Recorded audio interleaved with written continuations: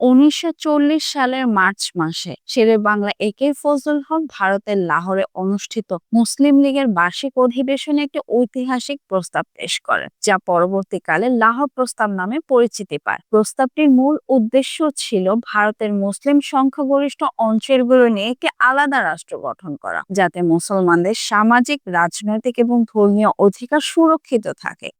কিন্তু আশ্চর্যের বিষয় হলো প্রস্তাবটিতে কোথাও পাকিস্তান শব্দটি ব্যবহার করা হয়নি। তবুও হিন্দু রাজনীতিবিদ, বুদ্ধিজীবী এবং তাদের প্রভাবাধীন সংবাদপত্রগুলো এই প্রস্তাবটিকে পাকিস্তান প্রস্তাব বলে প্রচার শুরু করেন। মুসলিম লীগের মুখপাত্ররা তখনও এ বিষয়ে খুব স্পষ্ট ধারণা রাখতেন না, কিন্তু হিন্দু মহলে ছড়িয়ে পড়া এ প্রচারণায় পরবর্তীতে মুসলিম নেতাদের মধ্যে একটি আলাদা রাষ্ট্র গঠনের চিন্তা জাগিয়ে তোলে। পরবর্তী বছরগুলোতে এ প্রস্তাব দক্ষিণ এশিয়ার রাজনৈতিক বাস্তবতাকে আমূল বদলে দেয়। 15 এপ্রিল 1941 সালে মাদ্রাজ সেশনে অল ইন্ডিয়া মুসলিম লীগের সংবিধানে লাহোর প্রস্তাবকে একটি মৌলিক নীতি হিসেবে অন্তর্ভুক্ত করা হয়। এর মধ্য দিয়েই পাকিস্তান আন্দোলনের ভিত্তি আরো মজবুত হয়। একই সময়ে ব্রিটিশ ভারতের ধর্মীয় এবং রাজনৈতিক অস্থিরতার মধ্যে 26 আগস্ট 1941 সালে লাহোরের ইসলামিয়া পার্কে সৈয়দ আবুল আলা মাওদুদীর নেতৃত্বে প্রতিষ্ঠিত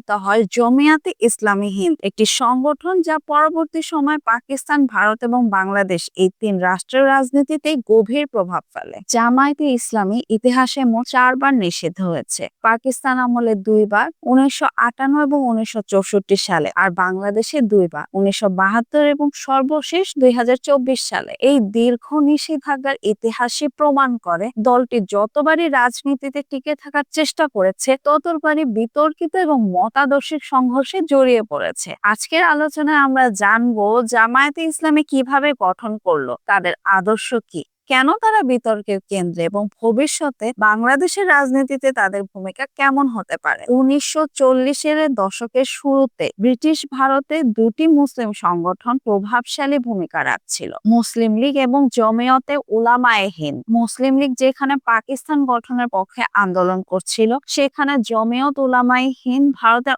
অখণ্ডতা রক্ষার পক্ষে কাজ করছিল। তাদের বিশ্বাস ছিল ভারত একদিন স্বাধীন হলে মুসলমানরা তাদের ঐতিহাসিক ভূমিকার কারণে পুনরায় শাসন ক্ষমতায় ফিরবে। কিন্তু মুসলিম লীগ বাস্তববাদী অবস্থান নেয় এবং মনে করে হিন্দু সংখ্যাগরিষ্ঠ ভারতের মুসলমানরা রাজনৈতিকভাবে কখনোই সমান মর্যাদা পাবে না। এই মতাদর্শিক সংঘাতের মধ্যেই সৈয়দ আব্দুল আলা মাওদুদী, যিনি তখন জমিয়তে উলামায়ে হিন্দের পত্রিকা আল জমিয়তের সঙ্গে যুক্ত ছিলেন, মত পার্থক্যের কারণে সংগঠনটি থেকে বের হয়ে আসেন। তিনি বিশ্বাস করতেন ইসলামিকের রাজনৈতিক কাঠামো ধর্মনিরপেক্ষ জাতীয়তাবাদের মধ্যে টিকতে পারে না। তার মতে মুসলমানদের জাতীয় পরিচয় কোনো ভৌগোলিক সীমানায় সীমাবদ্ধ না, তাদের পরিচয় ঈমান দ্বারা নির্ধারিত। এই চিন্তা থেকে 1941 সালে তিনি তৈরি করেন জামায়াতে ইসলামী হিন্দ। মাওদুদী প্রথম থেকে পাকিস্তান গঠনের বিরোধিতা করছিলেন। তার মতে মুসলিম লীগ ও মোহাম্মদ আলী জিন্নাহ প্রকৃত ইসলামী আদর্শ অনুসরণ করছিল না। 1943 সালে প্রকাশিত হয় তার মাসিক পত্রিকা তর্জুমানুল কোরআনের প্রবন্ধে তিনি লিখেছিলেন, যদি কোনো পাকিস্তান নামের রাষ্ট্র গঠিত হয় তবে সেটি হবে মুসলমানদের জন্য বোকাদের স্বর্গ। এই অবস্থানের কারণে মুসলিম লীগের সমর্থনরা জামায়াতকে কংগ্রেস এবং ব্রিটিশদের হাতিয়ার হিসেবে মনে করত। কিন্তু 1947 সালে ভারত বিভক্ত হয়ে পাকিস্তান রাষ্ট্র প্রতিষ্ঠিত হলে মাওদুদী নিজের অবস্থান পরিবর্তন করেন এবং পাকিস্তানে চলে আসেন। এরপর তিনি পাকিস্তানে জামায়াতে ইসলামী পাকিস্তান গঠন করেন এবং নিজে এর আমির হন। একই সময়ে ভারতে আবুল লাইস ইসলাহি নাদভি নেতৃত্ব দেন জামায়াতে ইসলামী হিন্দের। পাকিস্তানে এসে মাওদুদী ইসলামী সংবিধান এবং ইসলামী সরকার প্রতিষ্ঠার আন্দোলন শুরু করেন। এ কারণে তাকে 1948 সালে গ্রেফতার করা হয়। 1953 সালে আহমদিয়া বিরোধী আন্দোলনের সময় জামায়াতের সমর্থকরা লাহোরে ব্যাপক দাঙ্গা সৃষ্টি করে, যেখানে প্রায় 2000 মানুষ নিহত হয়। এই ঘটনায় মাওদুদী দোষী সাব্যস্ত হন এবং মৃত্যুদণ্ডে দণ্ডিত হন। তবে মধ্যপ্রাচ্যের মুসলিম দেশগুলোর অনুরোধে তাকে শাস্তি পরিবর্তিত করে 1955 সালে তাকে মুক্তি দেওয়া হয়। 1956 সালে জামায়াতে ইসলামী তাদের ছাত্র সংগঠন ছাত্র সংঘ প্রতিষ্ঠা করে, যা পরবর্তীতে ইসলামী ছাত্র শিবির নামে পরিচিত হয়। এটি সংগঠনের মূল ভিত্তি হিসেবে কাজ করে। শিক্ষিত তরুণ প্রজন্মকে ইসলামী রাজনীতির আদর্শে গড়ে তোলার মাধ্যমে জামায়াত ইসলাম জুড়ে দ্রুত সংগঠিত হতে থাকে। কিন্তু ইতিহাসের বিদ্রূপ হলো, যে দলটি পাকিস্তান গঠনের বিরোধিতা করছিল সে দলই পরবর্তীতে পাকিস্তানের অস্তিত্ব রক্ষার জন্য লড়াই করে। 1971 সালে বাংলাদেশের স্বাধীনতার সময় জামায়াত পাকিস্তানের পক্ষে অবস্থান নেয় এবং তাদের ছাত্র সংগঠনের সদস্যদের দিয়ে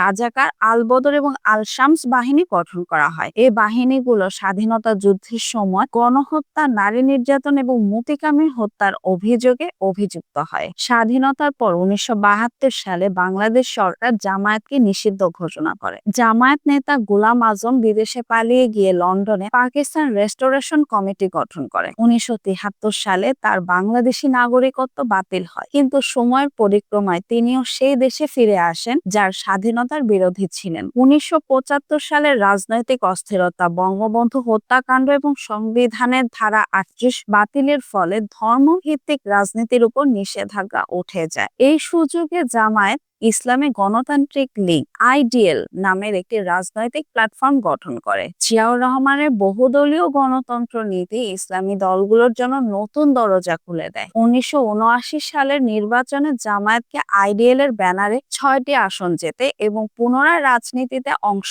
নেয়। এরপর 1990 সালে এরশাদ বিরোধী আন্দোলনে বিএনপি এবং আওয়ামী লীগের সঙ্গে একত্রিত হয়ে জামায়াতও নেতৃত্ব দেয়। এরশাদের পতনের পর 1991 সালে নির্বাচনে তারা 18টি আসন জেতে এবং বিএনপির জোটে যোগ দিয়ে 2টি মন্ত্রণালয়ের দায়িত্ব নেন। তবে ক্ষমতার কাছাকাছি গিয়েও তারা ইসলামী নীতিমালা বাস্তবায়নে কোনো বড় উদ্যোগ নেয়নি। 2008 সালে আওয়ামী লীগ নিরঙ্কুশ সংখ্যাগরিষ্ঠতা নিয়ে ক্ষমতায় আসার পর যুদ্ধাপরাধ ট্রাইব্যুনাল গঠন করে জামায়াতের বিরুদ্ধে মামলা শুরু করে। যদিও এই ট্রায়াল নিয়ে বিতর্ক আছে, এটি কতটা ন্যায় বিচার ছিল আর কতটা রাজনৈতিক প্রতিশোধ ছিল সে প্রশ্ন আজও বিতর্কের কেন্দ্রবিন্দুতে। তবুও জামায়াত কঠোর দমন-পীড়নের মধ্যেই টিকে থাকে, যা তাদের সাংগঠনিক দৃঢ়তার পরিচায়ক। বাংলাদেশের মানুষ ধর্মপ্রাণ হলেও চরম পন্থার বিরোধী। এ অঞ্চলের ইসলাম সুফিবাদ ও দেওবন্দি ঐতিহ্যের মাধ্যমে বিকশিত, যেখানে মানবিকতা, সহনশীলতা এবং আধ্যাত্মিকতা প্রাধান্য পায়। বর্তমানে জামায়াতে ইসলামী তাদের অতীত ইমেজ বদলানোর চেষ্টা করছে। 2024 সালের 26শে অক্টোবর রংপুরে তাদের তথাকথিত হিন্দু শাখা গঠনের খবর সামাজিক মাধ্যমে ব্যাপক আলোচনার জন্ম দেয়। এটি মূলত একটি প্রতীকী উদ্যোগ। দলটি আন্তর্জাতিক মহলে জানাতে চায় তারা মধ্যপন্থী এবং সহনশীল রাজনীতি চায়, চরমপন্থা না। তবুও প্রশ্ন রয়ে যায়, জামাত কি সত্যিই ইসলামী আদর্শ পরিচালিত একটি দল, নাকি রাজনৈতিক স্বার্থে ধর্মকে ব্যবহার করছে? ইতিহাসের দিকে তাকালে দেখা যায় দলটি একসময় পাকিস্তানের বিরোধিতা করেছে, আবার পরবর্তীতে পাকিস্তানের পক্ষে থেকেছে, স্বাধীনতার বিরোধিতা করেছে, কিন্তু পরে সে রাষ্ট্রেই রাজনীতি করছে। এ কারণে অনেকেই মনে করেন জামায়াতে ইসলামী আসলে একটি রাজনৈতিক প্রতিষ্ঠান, যা ইসলামকে মূলত ক্ষমতার কৌশল হিসেবে ব্যবহার করছে। বর্তমান প্রেক্ষাপটে তরুণ প্রজন্ম জামায়াত সম্পর্কে নেতিবাচক ধারণা পোষণ করে। তবুও যদি তারা তাদের ঐতিহাসিক ভুল থেকে শিক্ষা নিয়ে জনগণের চাহিদা এবং সময়ের বাস্তবতার সঙ্গে নিজেদের মানিয়ে নিতে পারে, তাহলে ভবিষ্যতে তারা একটি প্রভাবশালী রাজনৈতিক শক্তিতে পরিণত হতে পারে। তবে তাদের শক্তিশালী উপস্থিতি মানে শরিয়া আইন প্রতিষ্ঠা করা নয়, কারণ ইতিহাস সাক্ষ্য দেয় ক্ষমতা থেকে তারা কখনো ইসলামী নীতি বাস্তবায়নে সক্ষম নয়। জামায়াতে ইসলামী দক্ষিণ এশিয়ার রাজনীতিতে এক অনন্য অধ্যায়, যেখানে ধর্ম, রাজনীতি, মতাদর্শ এবং বাস্তবতা একে অপরের সঙ্গে জটিলভাবে মিশে গেছে। তাদের অস্তিত্ব যেমন বিতর্কিত, তেমনি তাদের টিকে থাকা এক অস্বীকারযোগ্য বাস্তবতা। কিন্তু ইতিহাসের আয়নায় এই দলটিকে ইসলামী আদর্শের ধারক নয়, বরং রাজনৈতিক প্রয়োজনে ধর্মকে ব্যবহারকারী একটি কৌশলগত সংগঠন হিসেবে দেখা বেশি যুক্তিযুক্ত।